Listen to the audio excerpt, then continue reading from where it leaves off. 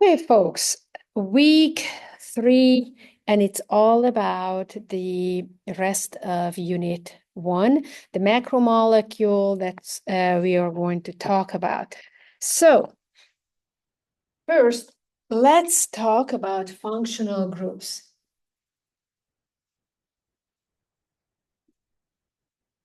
Functional groups are the groups, a bunch of atoms together, part of a molecule, that they are the ones that they play the game during chemical reactions. They are the reacting parts of the molecule. We distinguish between hydrophilic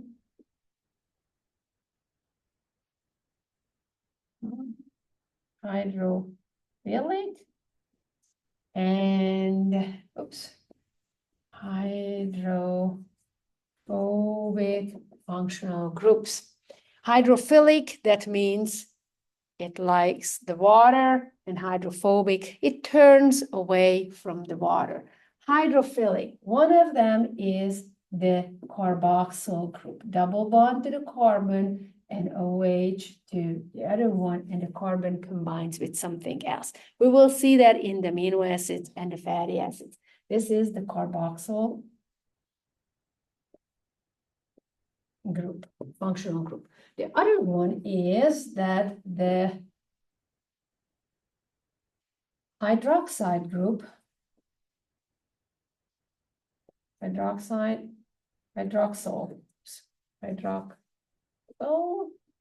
group. This is basically the OH altogether. What else we have? Hydroxyl group, carboxyl, amino group. The nitrogen combines with something, and it's going to have the hydrogen here, hydrogen there.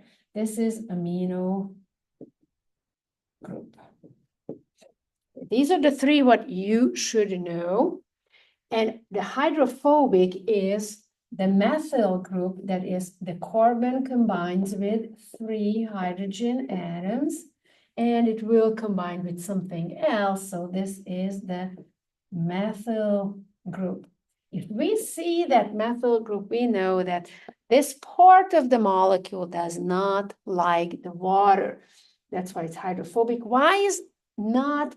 We learned about the electronegativity, because the carbon and the hydrogen electronegativity pretty much the same. So when they share the electrons in the form of the line, indicates that in this case they share the electron equally, so they will not just pull it. But on the other hand, here is the oxygen is a little bit more pulling it. I can put the hydrogen here too. That's really doesn't matter, but pulls a little bit more the oxygen than the hydrogen. We have a bond in here too. The hydrogen, again, less pulling the electrons compared to the oxygen, as well as the nitrogen. Pulls stronger the shared electrons from the hydrogen. So it's a little bit polar over there. So these are the polar ones. These are the non-polar ones. Okay, that's about the functional groups. Now, I will erase that, and let's talk about the one of the biomolecule. Before we just go, let's focus on something. Polymers, monomers, sorry about that, monomer are making up the polymers. Making up a polymer. What does it mean? So monomer, for example, unit molecules like these, when they combine with each other, they are individual at this point, they combine with each other, they are going to form a chain. Well, I will not put here anything, actually just making a chain. okay? To make a chain, the water molecule is going to leave. So this reaction is going to be called dehydration reaction. So every time when we have monomers and they combine with each other to form a polymer, it's going to go through dehydration reaction. On the other hand, when when can this happen? When your body is making an enzyme out of the amino acids, or your body is making a protein, a muscle protein out of the amino acids, or your body is building up glycogen storage or glycogen storage in the muscles. It's going to be sugar monosaccharides to polysaccharides, or when the plants are using the sugar molecules to make up their celluloses, the cellulose. Now, on the other hand, we have when we move from polymers to monomers, and when we move from polymers to monomers, like when I eat macromolecules, big polymers in the form of cornstarch, for example, or I eat my chicken drumstick and the drumstick contains protein, my intestines start to break down the polymer into monomer, and in order for my body to absorb the monomers. And that reaction requires water.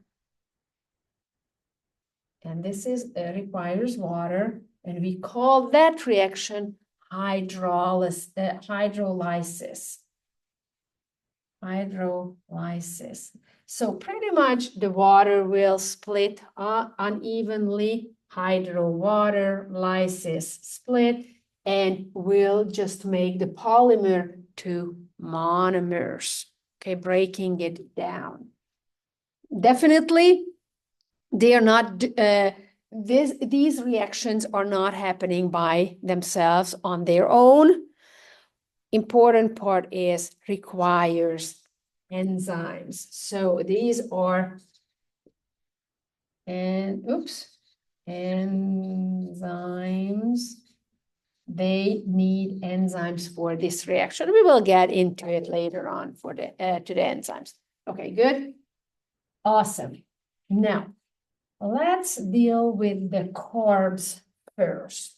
Monomers, so it will be the carbs. So monomers are for the carbohydrates, CH carbohydrates. So the monosaccharides.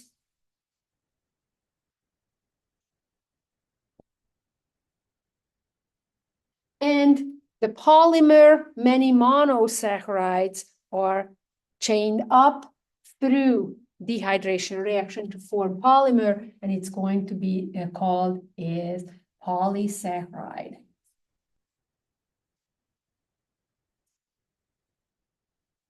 Polysaccharide. Okay, now monosaccharide, glucose, ribose. What else? Glucose, fructose. Those are all monosaccharides. The polysaccharides, starch, glycogen, and wait for a second. I have to just go and get something. So getting back. So monosaccharides, they look like putting together the glucose like this. So we will just make a bigger glucose molecules, and they have, these are carbons all around, and another carbon and the oxygen. And we have an OH in here and the hydrogen in here. We have OH, hydroxyl group, hydrogen, hydroxyl group, hydrogen. All around, we are not worrying that much about that. If we have another glucose molecule in here, okay, here is an OH, here is a hydrogen, and here is the carbon and the OH and the hydrogen and carbon, carbon, carbon all around. That's okay. They are not playing anything in here, but these two hydroxyl groups going to interact with each other, and they are making that in this case, disaccharide. I put the carbons all around here, another carbon, carbon, and how it looks like. Oxygen, carbon, carbon, carbon, another one. So here is going to be the glycosidic bond with oxygen. That oxygen stays over there and combines the two monosaccharides together, and we are going to lose water molecule. See, it's a dehydration reaction. Dehydration because the water leaves the system at this point. So that is about the carbs. Now let's talk about the lipids. They're truly not monomers and polymers in that sense, but the lipids, but all of them are hydrophobic material, so they don't like the water. The monomers for the lipids, like there are three types of lipids, the triglycerides first will come, and triglycerides contains a glycerol backbone. We have hydrogen in here, and hydroxyl groups here. Okay, this is the glycerol, and the backbones are for that, or the fatty acid. This is the backbone, and the fatty acids are attached to the glycerol. The fatty acids are long chain hydrophobic molecules. Carbon after carbon after carbon after carbon all the way down. The top part contains a double bonded oxygen and an OH. Please notice that when you have an OH, it's not automatically hydroxyl group. We have the double bonded oxygen to the carbon, so we box this out to call it a carboxyl group. So do not mix them up. If you see the double bonded oxygen with OH attached to the same atom, this is a carboxyl group. Okay, so now the fatty acid can be saturated with all around hydrogen atoms, moves down even more, okay? But also the fatty acid can be carboxyl group,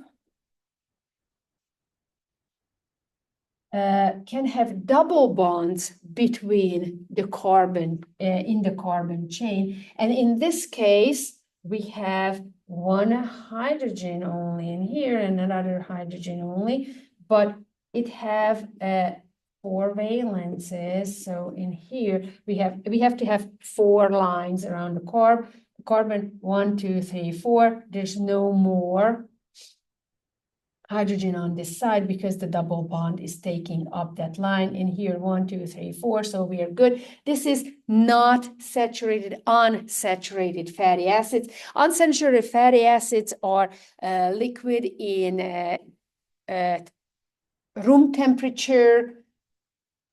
On the other hand, the saturated ones, like the butter, it's solid at room temperature, and we can saturate the unsaturated fatty acid by breaking this and adding hydrogen to it. Okay, it really doesn't matter at this point, but it is how it is. Now, I will draw one more fatty acid in here to have the triglyceride. Okay. These are hydrogens all around. I don't know whether you see it. Okay, and now the reactions are coming. So the triglycerides hydroxyl group combines with the carboxyl group of the fatty acid. So we will just take this out in the form of water. Another water molecule will leave, and another one is leaving. So basically, 3 water molecules are leaving through dehydration reaction. So as I said, the functional groups are super important because they are doing the play in the chemical reaction. So they will form bonds, and this will be the tri 1, 2, 3 glyceride because it's the fatty acids combined with the glycerol. If we have something different in here, just only 2 of the fatty acids are going to join with the glycerol, and we switch the OH for the glycerol in here and the hydrogen in here. Sometimes the 3rd carbon will combine with a phosphate group.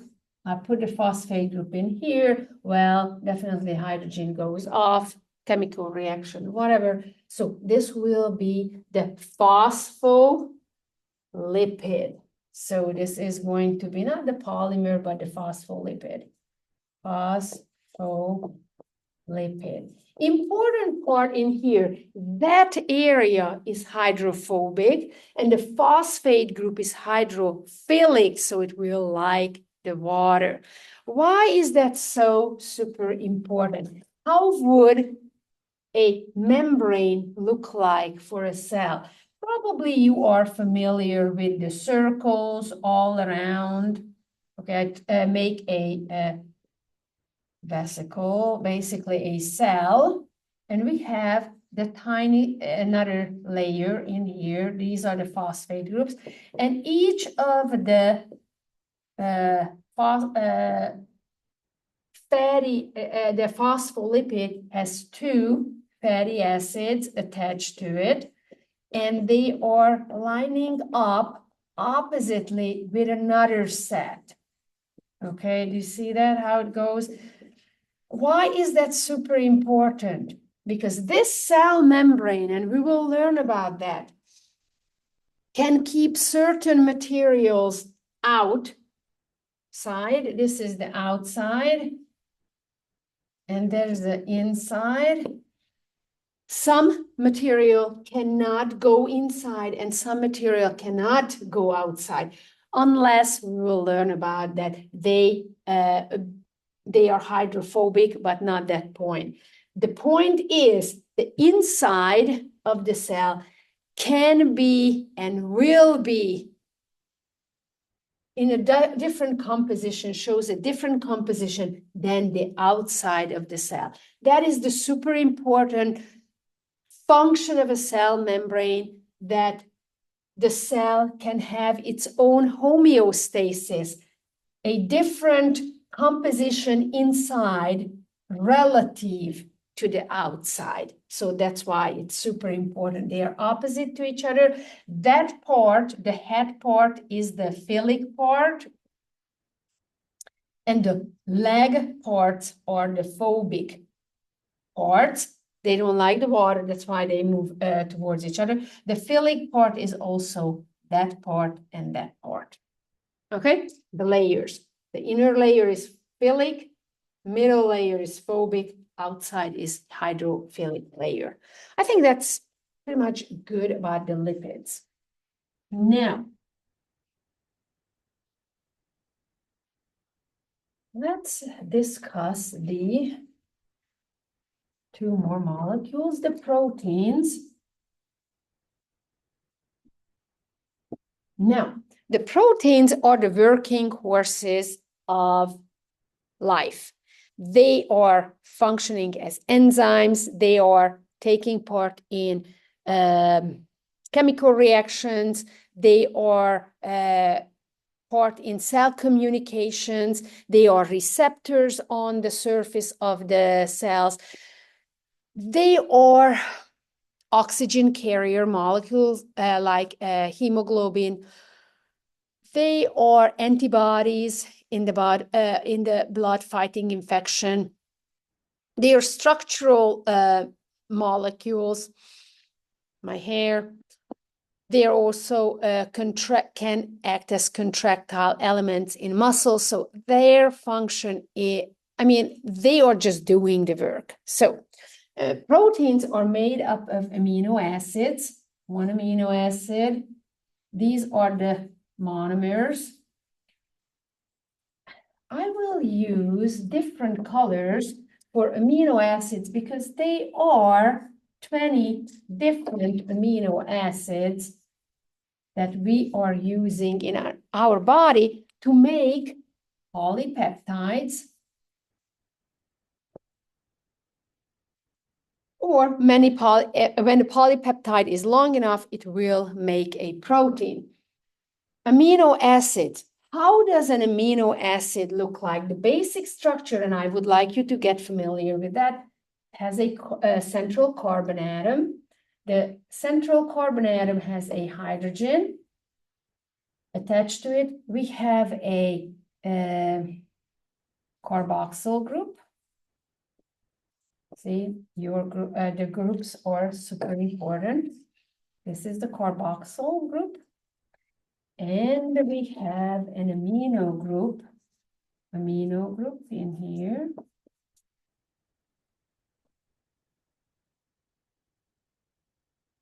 And the most important part is also the R variable group. This is variable group.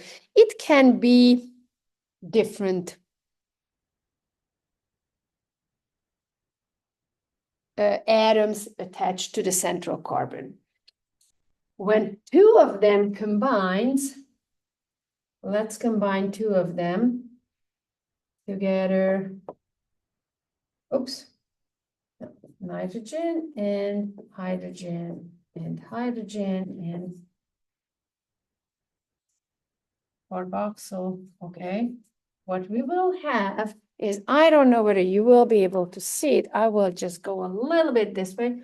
And let's see, this is what is going to go out in the form of water. See, why is water so important? Because the chemical reactions are using water and or releasing water. Water is super important. So how would it look like? We have the nitrogen in here, amino group.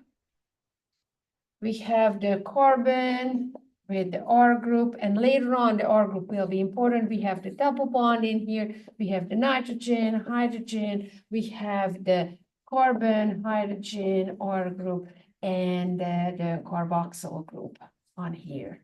I hope that you can see it. And now this is the bond, the peptide bond. Peptide bond between the remnant of the carboxyl group. I hope that you see that. And the remnant of the amino group in here. And between that is between carbon and nitrogen. Do not mix that up. It's not always between carbon and nitrogen because we have a nitrogen and carbon in here, but there's no carboxyl group all around. So the remnant of carboxyl group and the remnant of the amino group provides the peptide bond. And what kind of reaction is that? This is also, again, a dehydration reaction. When we form monomers to polymer, it's always dehydration reaction. Now, I will erase that part.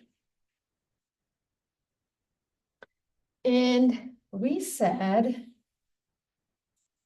or actually I said, that we have 20 different amino acids that your body is using to making polypeptides slash proteins. We have to really distinguish the structure,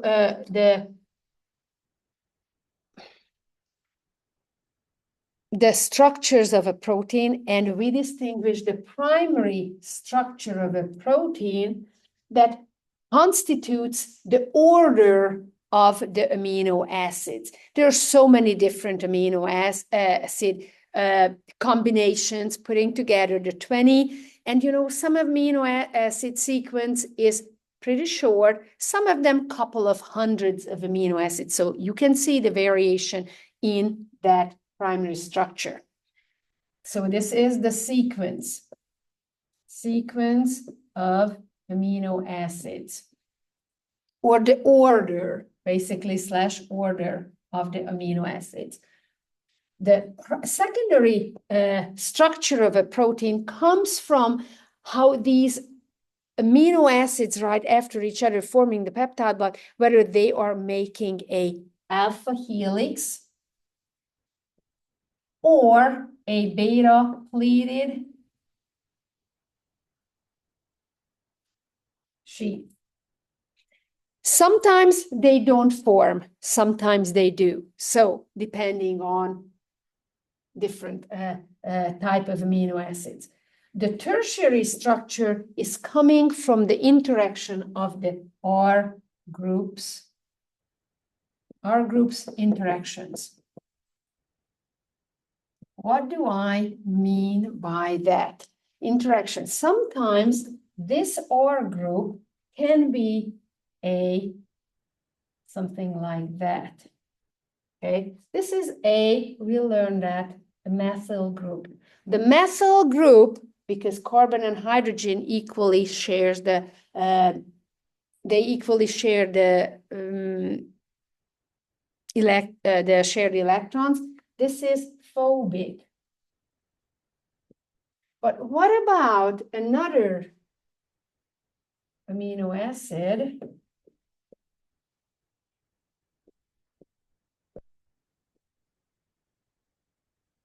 When the R group is going to be, we have this one in here, but the R group is going to be a C, O, and N, and H in here. Something like that. This part is really, oops, you do not see that. This amino group added to the R group is going to make this amino acid a philic amino acid. So it going to like the water. Definitely if I change an amino acid that is phobic to another amino acid that is phobic, hydrophobic, that would be not a big change. But if I change one hydrophobic amino acid to a hydrophilic amino acid, in that case, the structure of the protein, the shape of the protein can change. This philic will not want to just get into the middle of the amino acid change, like moving away from the water, but will stay inside. On the other hand, if we change it for philic or some charged one, positive or negatively charged, it will act totally different. So in here, the structure will change. That's why its function can change too. Now, the the quaternary structure of the proteins is coming from 2 or more polypeptides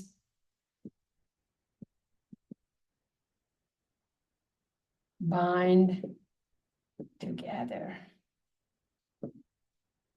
What do I mean by that? If I have one long polypeptide or protein and it will fold in one way, it will not have its quaternary structure. But if I'm talking about the hemoglobin, the molecule, the protein that carries oxygen in our body for cellular respiration, I'm telling you the hemoglobin contains 4 polypeptide chains and they combine with each other, forming a quaternary structure for that hemoglobin protein. And I guess that's it about the proteins. And the last one, what we have to talk about is going to be the hereditary material. The monomers will be nucleotides.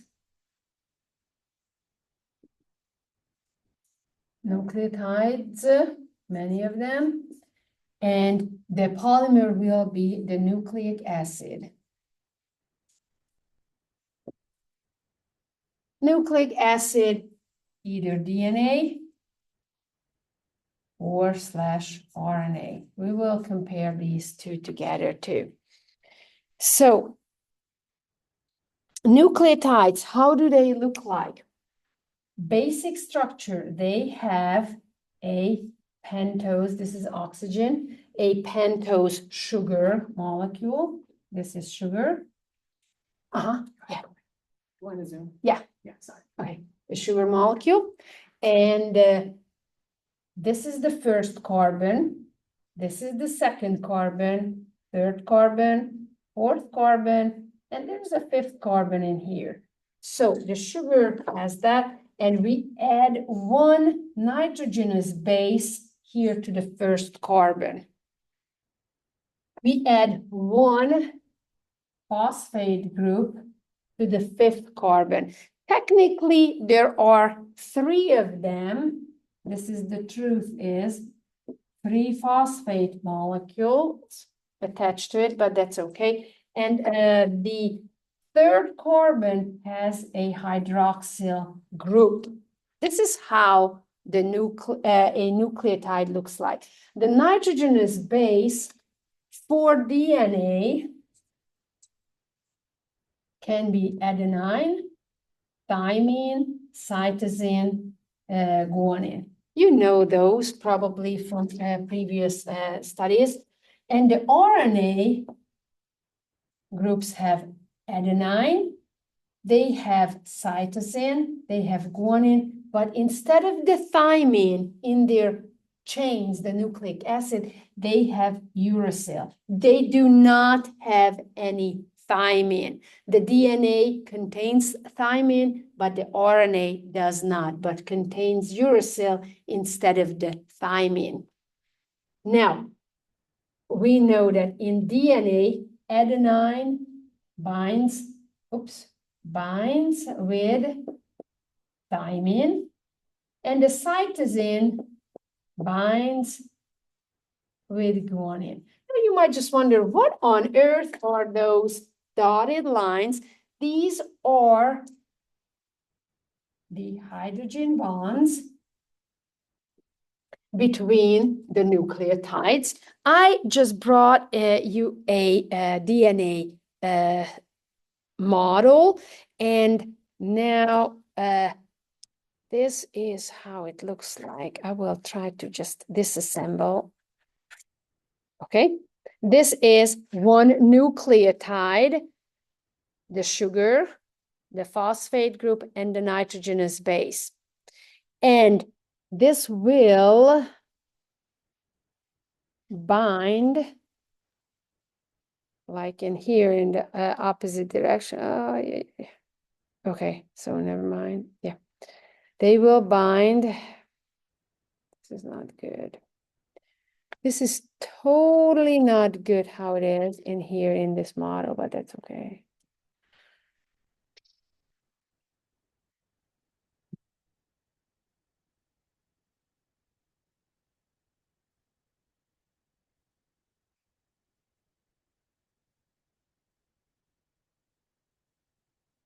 This should be opposite from each other. But anyway, yeah. Okay, so this is the nucleotide, and when I bind them together,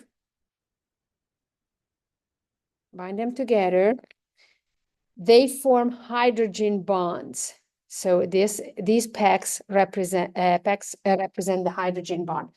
Adenine and thymine binds with 2 hydrogen bonds. The cytosine and the guanine with 3 hydrogen bonds. The UV can break those weak bonds easily, but the bonds between adenine and thymine is weaker compared to the cytosine and guanine because we have 3 hydrogen bonds in between cytosine and guanine and only 2 between adenine and thymine. Now, the DNA is going to be double helix. The RNA is a single chain of nucleotides all together. And I guess that's it for today. Thank you for hanging out with me, and hopefully you learned something new in this video. Have a good one. Bye.